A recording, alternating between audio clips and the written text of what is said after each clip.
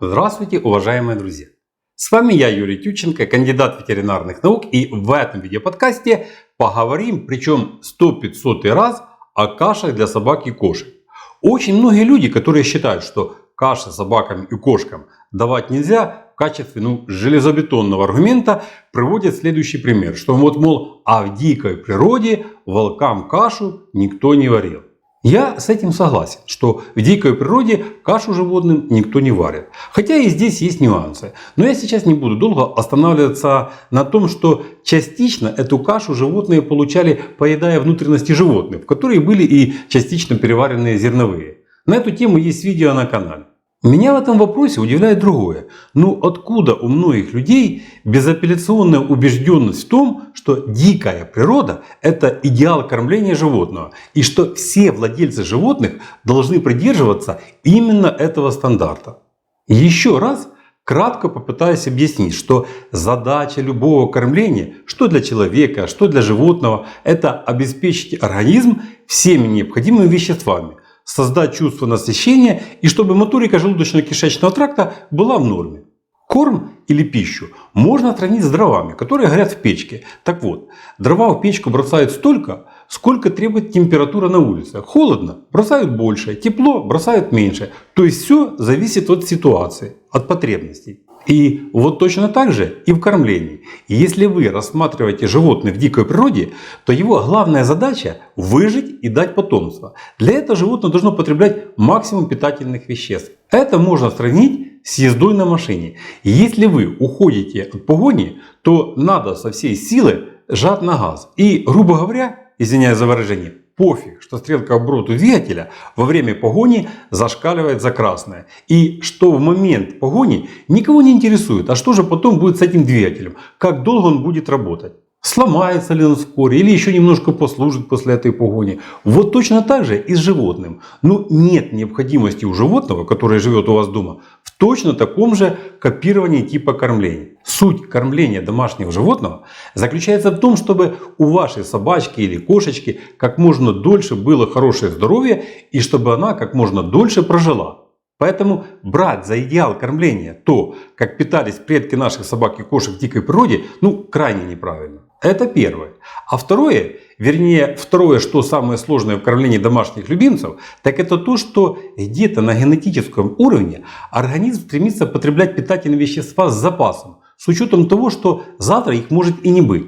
А посему животное всегда стремится заполнить желудок максимально. А ведь такой потребности у животного в корме уже нет. Особенно нет потребности в таком огромном количестве энергии. И вот отсюда происходят все проблемы. Причем эти проблемы сходны, что для животных, что для людей. Что если есть свободный доступ к еде, то организм всегда будет делать запасы питательных веществ. Результат – ожирение. И причин этому две. Первое. Нет необходимости в поте лица добывать пищу. И вторая причина – это нет адекватного расхода энергии. А природа все равно закодировала геном, что животного, что человека, что питательные вещества никогда не помешают. И что их надо запасать при любом удобном случае. И самая главная задача диетологии в том, чтобы сбалансировать поступление в организм питательных веществ, причем с учетом физиологического состояния и возможностей пищеварительной системы. А вторая задача – это создать чувство насыщения, причем это важно что для животного, что для человека. Но брать за идеал питания или животного, или человека в дикой природе – это крайне неправильно. Как можно брать за идеал питания, например, человека, продолжительность жизни которого достигала до 30 лет? И то далеко не всегда. С кормлением животных то же самое. И меня умиляет познание некоторых людей, например, о тех же крупах, которые безапелляционно утверждают, что крупы – это одни углеводы и что они крайне вредны для животных. Я не буду сейчас на этом останавливаться. Тем более, что по этой теме есть видео на канале. Да, я рекомендую включать в рацион животных крупы. Это правда. Отметьте, рекомендую включать в рацион согласно норм, а не кормить. Это две большие разницы. Но тем не менее, меня как-то несколько раз даже упрекнули в том, что мне за мои рекомендации производители круп заплатили. Это меня вообще умиляет. Представляете ситуацию, что все, кто выращивает гречку, пшеницу и другие злаки, посовещались и приняли решение мне заплатить. При таких раскладах, наверное, даже Билл Гейтс у меня бы деньги одалживал. Ну ладно. это интернет, и здесь каждый имеет право смотреть, что хочет, и верить, кому хочет. Но то, что я вам здесь рассказываю, то это просто моя посильная попытка внести вклад в развитие общества, чтобы мир становился лучше. И Биллу Гейтсу я деньги не одалживаю. А что касается верю, не верю, то это дело личное, это личный выбор каждого. В любом случае, за ошибки всем нам всегда приходится расплачиваться.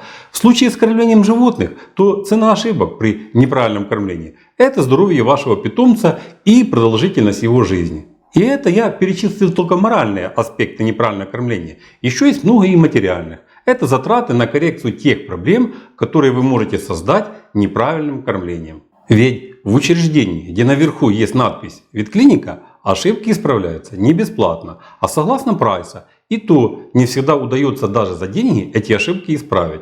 Более того, хочу открыть вам секрет, что даже если вы будете и правильно кормить своего любимца, то очереди в ветклинику все равно не уменьшатся. Есть еще масса и других проблем. Поэтому своими правильными советами я не отбираю хлеб у своих коллег. Они все равно без работы не останутся, поверьте. Тем более, что бы я ни рассказывал, то это чем-то похоже на устрашающие этикетки на сигаретных пачках. Каких там только ужасающих картинок нет. Причем правдивых. Но люди же все равно курят. И тем не менее, я считаю, что делать эту работу надо. Что даже если хоть 0,5% людей увидит эти картинки и бросит курить, то это значит, что все это делается не зря. Поэтому 100-500 раз, вернее уже 100-501 раз всех призываю принимать правильные решения, и что кормление собак и кошек должно базироваться на знаниях физиологии животных, а не на каких-то умозаключениях, что типа «а вот я так думаю, потому что мне так кажется».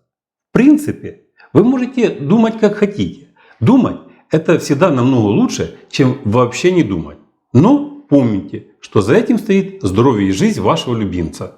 И в принципе кормить здоровое животное не так уже и сложно. Несложно сбалансировать рацион по питательным веществам. Сложно при этом создать у животного чувство насыщения. Сложности с кормлением животных возникают с возрастом и при возникновении каких-либо заболеваний. Все это мы будем рассматривать в наших последующих видео. А пока на этом все. Да, еще момент. Мне очень интересно знать ваше мнение по этому поводу. Поэтому не стесняйтесь ставить лайки и дизлайки в том числе. Это поможет мне знать, как разделяется мнение аудитории по данному вопросу. А также в комментариях прошу зрителей поделиться своим опытом кормления.